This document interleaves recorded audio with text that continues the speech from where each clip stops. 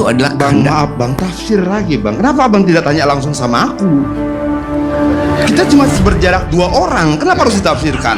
Tanya saja sama aku, apakah aku mengatakan itu untuk seperti yang Abang katakan? Nggak boleh. Tunggu. Begini loh Bang, ada banyak kesempatan kita untuk tanya saja langsung, maksud gesturmu apa? Oke, tidak sehat dong. Saya izin ke toilet ya, boleh nggak? Saya izin ke toilet 1 menit tuh. Boleh. Dia lebih lancar bicara, boleh nggak? Oke, kalau gitu saya lanjutkan. Kenapa tidak diizinkan? Soalnya kebetulan tidak demokratis. Nggak demokratis. Nggak demokratis. Debat yang sangat panas sekali ini antara Adian Apitupulu dan Rocky Gerung. Mereka sering debat di beberapa forumnya. Oke, kalau kemudian hari ini banyak yang lebih menyerang Megawatinya sebagai pribadi, sebagai ketua umum. Bentar. Saya mau ralat. Tidak ada yang menyerang loh. Tadi saya mulai dengan mengatakan menyayangkan. Saya mengambil posisi sebagai anak juga kepada Ibu Mega. Abang, ya. Abang yang terhormat, saya juga tidak disebut abang. Jadi abang tidak perlu membela diri ketika tidak diserang. Oke? Kalaupun itu terjadi, kita marah tidak. Kenapa? Saya percaya kalau Bang Karni suka mengutip perkataan orang, ada juga perkataan yang menarik menurut saya. Orang yang berpikir besar akan bercerita tentang ide. Orang yang berpikir menengah bercerita tentang peristiwa. Orang yang berpikir kerdil bercerita tentang orang lain. Ngomongin orang lain. Kita ngomongin siapa? Kenapa kita bicara tentang pidato Ketua Umum kami, Ibu Megawati satu-satunya presiden yang minta maaf secara terbuka dalam pidato pertamanya di parlemen tahun 2001 terhadap kekerasan di Aceh dan di Papua. Respon Bung Rocky soal Bu Mega.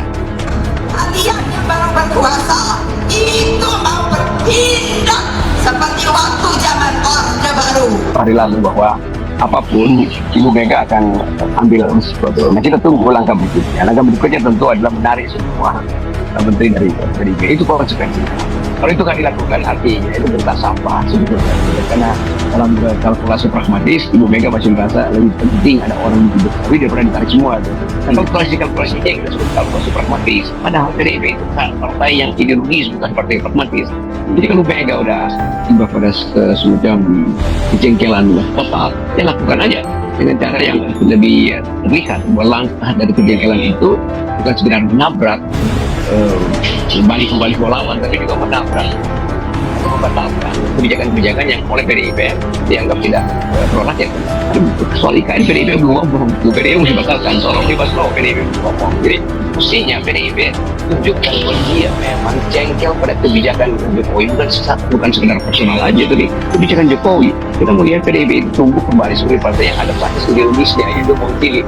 Karena itu mestinya PDIP bikin daftar selama 9 tahun apa aja kejahatan ekonomi Jokowi yang memburukkan ekonomi ini, apa aja kejahatan politik Jokowi yang membuat demokrasi makin lama makin redup. Dan itu intinya kan.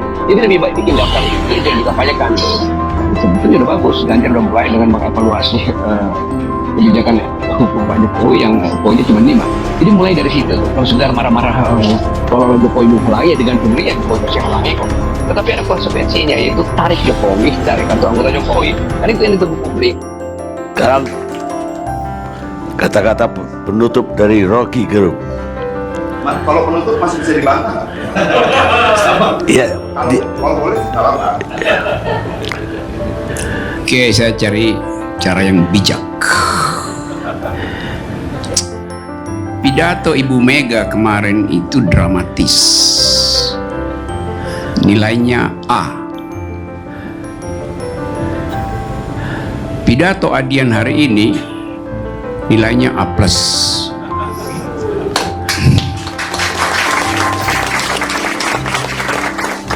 A untuk retorika, plus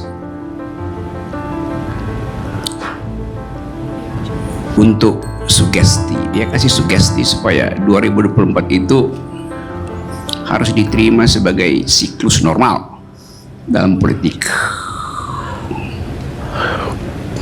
Itu adalah Bang, maaf Bang, tafsir lagi Bang. Kenapa Abang tidak tanya langsung sama aku? Kita cuma berjarak 2 orang, kenapa harus ditafsirkan? Tanya saja sama aku, apakah aku mengatakan itu untuk seperti yang abang katakan? Oke, saya ganti cara saya bicara. Sekarang saya mau analisis gesturnya Adian. Nggak boleh. Tunggu. Begini loh bang, ada banyak kesempatan kita untuk tanya saja langsung, maksud gesturmu apa? Oke, maksud pernyataanmu apa? Tapi kita tidak mau mencari kebenaran. Kita suka berretorika dalam tafsir demi tafsir. Lalu kemudian rakyat mendengar di sana dan menjadi panas, sementara kita keluar dari sini bersalaman. Tidak sehat dong. Tidak sehat. Tanya, maksud gesturmu apa, Adian? Pernyataanmu apakah 2024 itu mau kejadikan sebagai sebuah siklus yang harus diterima? Tidak. Saya ingin menyampaikan itu kesepakatan kita 2024, bukan keinginan Adian. Lalu kemudian kenapa kita sederhanakan seolah-olah itu Adian inginkan? Saya izin ke toilet ya. Lalu Boleh rakyat nggak saya izin bagaimana? ke toilet 1 menit tuh? Boleh. Supaya dia lebih lancar bicara. Boleh? Enggak. Oke, kalau gitu saya lanjutkan. Kenapa tidak diizinkan? Soal kebetulan ini tidak demokratis. Ke toilet. Nggak demokratis. Nggak. Nggak demokratis. Oh ya.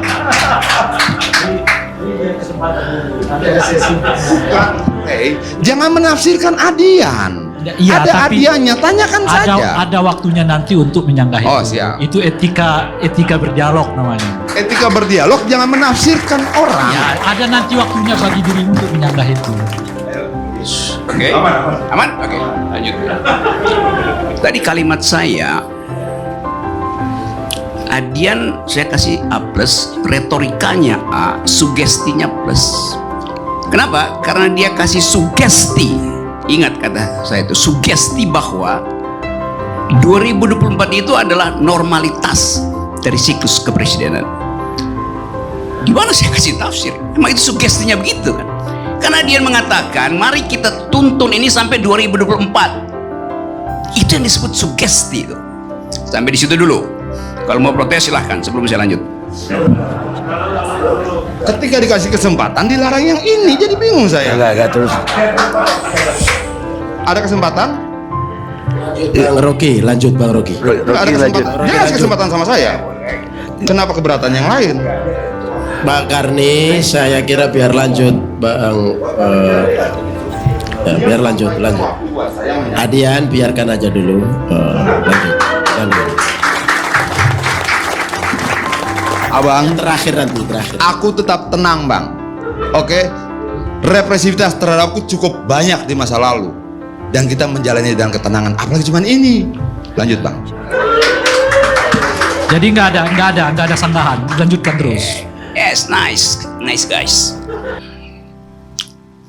Tragedi Yunani itu, panggung tragedi Yunani biasanya dibagi 2, zin dan obzin. Di depan dan di belakang. Sin artinya layar, dan di belakang ya layar. Bahasa Inggrisnya obscene, dari kata obscene, di belakang layar. Tapi dari kata itu juga timbul kata obscenity. Apa artinya obscenity, Pak Profesor? Oke, supaya saya dapat klarifikasi tentang peristiwa. Obscenity artinya kemaksiatan. Di belakang panggung orang bisik-bisik kemaksiatan. Itu ditutupi agar supaya publik tidak tahu yang disebut sebagai keburukan, pengkhianatan, kerakusan, segala macam. Yang dilihat hanya yang di depan panggung. Itu teknik di dalam Greek tragedy. Peristiwa PDIP jadi problem publik karena yang obscenity itu justru yang terlihat, dan itu yang diulas orang. Itu bukan soal karakter, tetapi kita mau bedakan dulu bahwa akhirnya orang tahu bahwa oh itu sebetulnya problem kemaksiatan politik di dalam semua peristiwa politik. PDIP diseret dalam tafsir itu oleh pengamat, bahkan pengamat asing yang hanya mendengar berita itu. Jadi keadaan ini membuat orang memperoleh pintu masuk untuk membaca masa depan politik Indonesia. Orang dapat grammar baru, kemurkaan. Orang dapat grammar baru, feodalisme. Orang dapat grammar baru, di atas raja ada ratu. Itu semua yang kita sebut obscenity kalau kita belajar tentang dramaturgi Yunani. Dan itu yang memang ada dalam semua panggung politik di dunia, yang selalu berakhir secara tragedi karena ada pengkhianatan itu.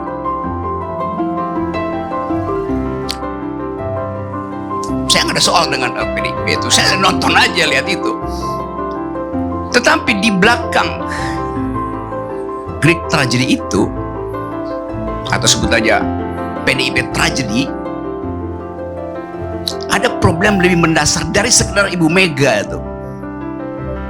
Ibu Mega itu sin, opsinya adalah olah-olah orang terhadap Ibu Mega, yang udah diterangkan oleh Adian. Tetapi ada panggung lain, yaitu di bawah panggung itu soalnya, yaitu berebut tiket untuk pergi pada pertandingan politik 2024. Berebut tiket. Kenapa harus berebut tiket?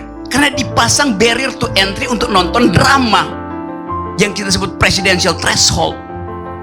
Kedunguannya di situ. Kalau nggak ada presidential threshold, nggak akan ada tragedi-tragedi itu, nggak ada permainan pengkhianatan obscene yang disindir oleh Ibu Mega dengan cara yang sangat bijaksana dan tajam itu. Ngerampoklah punya orang. Bahwa ini koalisi apaan koalisi itu? Ini sistem presidensial yang memang harus diteruskan logikanya. Kerjasama boleh, koalisi jangan. Suruh aja Google koalisi dalam bahasa Indonesia artinya kerjasama, sama aja.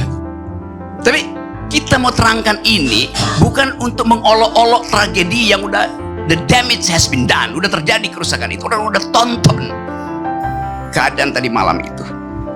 Sekarang saya bilang tadi, ada scene di depan, ada opsin di belakang, ada di bawah panggung. Orang berebut remah-remah di bawah panggung. Sisa dari 20% itu yang diperebutkan oleh yang namanya koalisi. PDIP aman tiketnya. Yang lain ini berebut remah-remah di atas meja politik. Itu intinya. Di dalam tradisi raja-raja Yunani, yang diundang di dalam perjamuan nobility yang mulia itu bukan cuma orang, tapi juga anjing. Anjing diundang untuk makan remah yang habis makan memang kita mesti buang, bukan kita, mereka harus buang di bawah meja supaya anjing makan. Itu yang lagi dicari oleh koalisi itu, makan remah-remah itu kayak anjing menunggu remah-remah. Saya mau terangkan itu supaya kita paham betul apa yang disebut demokrasi itu. Tragis negeri ini, tragika itu. Karena itu saya tuntut terus supaya batalkan 0%, supaya Ibu Mega lega, supaya nggak ada koalisi yang kasak-kusuk nyari makan di bawah di remah-remah itu. Semua partai itu. Di dalam politik cuma ada dua, Anda pro 20% atau Anda pro nihil persen itu. Demokrasi artinya datang dari garis start yang sama itu. Tapi nanti bilang ya itu open legal, ya segala macam bisa dibilang open legal policy. Nanti partai-partai fundamental ikut kalau 20%. Bukan itu. Kalau kita bilang demokrasi, garis lurus demokrasi adalah 0. 20% apa? 20% itu adalah nama peternakan oligarki itu. Jadi silakan kalau Anda nggak mau 0%, jadilah ternak oligarki.